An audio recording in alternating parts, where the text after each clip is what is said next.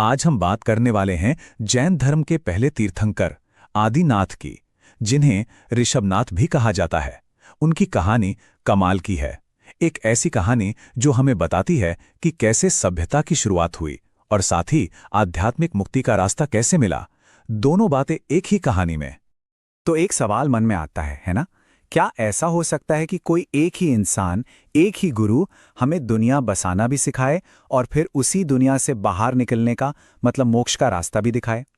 सुनने में थोड़ा अजीब लगता है, लेकिन आदिनाथ की कहानी बिल्कुल इसी अनोखी दोहरी भूमिका की है। तो चलिए कहानी के पहले हिस्से में चलते हैं, ये समझने के लिए कि आदिनाथ इतने जरूरी क्यों थे। हमें उस समय की दुनिया को देखना होगा कि हालात कैसे थे जब उनका जन्म हुआ। जैन धर्म ग्रंथों के हिसाब से उस वक्त इंसानियत एक तरह के प्राकृतिक स्वर्ग में रहती थी। नाम था भोग भूमि। अब जरा सोचिए, एक ऐसी जगह जहां किसी को कोई काम करने की जरूरत ही नहीं है, खाना पीना सब कुछ अपने आप मिल जाता था। लेकिन जैसा कि होता है, ये स्वर्ण युग हमेशा नहीं चला। धीरे धीरे चीजें बदलने लगी। जो संसाधन आसानी से मिल जाते थे वो कम होने लगे और लोगों को तो पता ही नहीं था कि गुजारा कैसे करना है। बस हर तरफ कंफ्यूजन और अफरा तफरी का माहौल बन गया। और यहीं से कहानी में आता है एक बहुत बड़ा मोड़। और ठीक इसी समय जब दुनिया को एक रास्ते की जरूरत थी, तब समाधान बनकर आए आदिनाथ। इस हिस्से में हम देखेंगे कि कैसे उन्होंने एक टीचर के तौर पर पूरी सभ्यता को आकार दिया। आदिनाथ का जन्म अयोध्या के एक राज परिवार में हुआ, राजा नाभि और रानी मरुदेवी के घर। और उनके आने की खबर कोई आम खबर नहीं थी। उनकी मां रानी मरुदेवी ने उनके जन्म से ठीक पहले 14 दिव्य सपने देखे थे। और जैन परंपरा में यह सीधा सीधा संकेत होता है कि एक महान आत्मा का आगमन होने वाला है।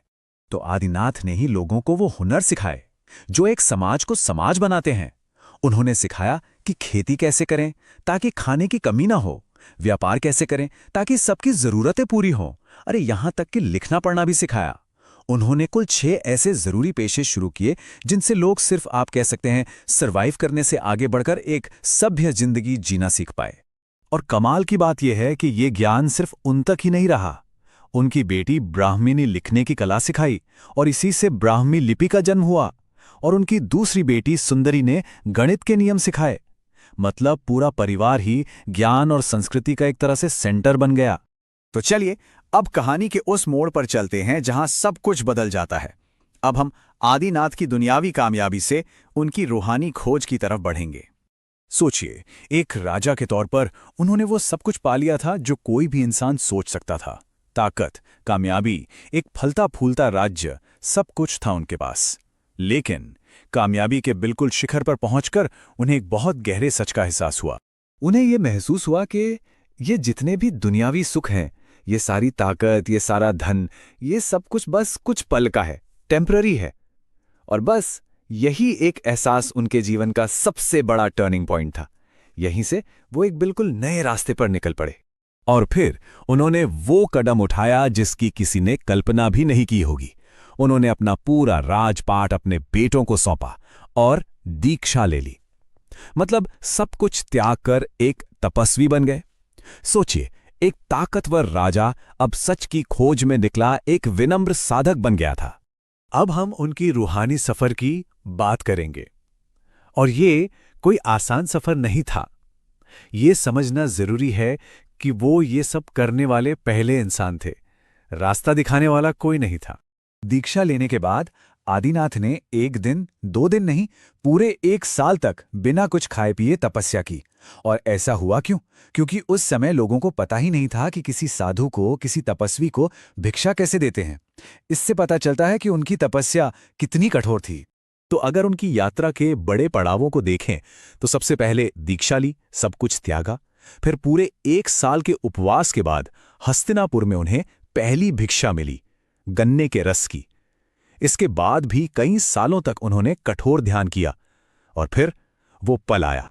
उन्हें केवल ज्ञान की प्राप्ति हुई। मतलब वो ज्ञान जो संपूर्ण है, जिससे परे कुछ नहीं।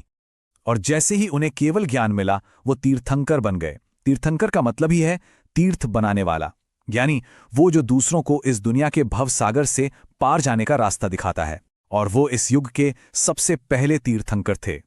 तो अब देखते हैं उनकी विरासत को, उनकी उन शिक्षाओं को जो आज भी जैन धर्म का आधार हैं। उनकी शिक्षाओं का जो सार है वो इन 4 बातों में है। पहली, अहिंसा, मतलब किसी भी जीव को तकलीफ ना देना। दूसरी, अपरिग्रह, यानी जरूरत से ज्यादा चीजें जमा ना करना। तीसरी, सत्य, हमेशा सच के रास्ते पर चलना। और चौथी, आत्मानुशासन, अपनी इच्छाओं पर काबू रखना। यही 4 सिद्धांत जैन फिलॉसफी की बुनियाद बन गए। तो अनगिनत लोगों को रास्ता दिखाने के बाद आखिर में आदिनाथ ने कैलाश पर्वत पर निर्वाण प्राप्त किया। इसका मतलब उनकी आत्मा जन्म और मृत्यु के इस चक्कर से हमेशा हमेशा के लिए आजाद हो गई, जिसे हम मोक्ष भी कहते हैं। तो अगर हम आदिनाथ की विरासत को देखें तो वो दोहरी है। एक तरफ वो सभ्यता के शिक्षक थे जिन्होंने हमें जीना सिखाया, और दूसरी तरफ वो पहले तीर्थंकर थे जिन्होंने हमें जीने के बंधन से मुक्ति का रास्ता दिखाया। और उनका जो प्रतीक है बैल, वो धर्म और शक्ति दोनों को दर्शाता है। और आखिर में आदिनाथ की कहानी हमें एक बहुत गहरे सवाल के पास छोड़ जाती है। उन्होंने दुनियावी जिंदगी और रूहानियत के बीच एक पुल बनाया था। सवाल यह है कि आज की इस भागदौड़ भरी जिंदगी में हम सब अपने जीवन में वो संतुलन कहाँ और कैसे खोजते हैं। ये एक ऐसा सवाल है जिस पर हम सबको सोचना चाहिए।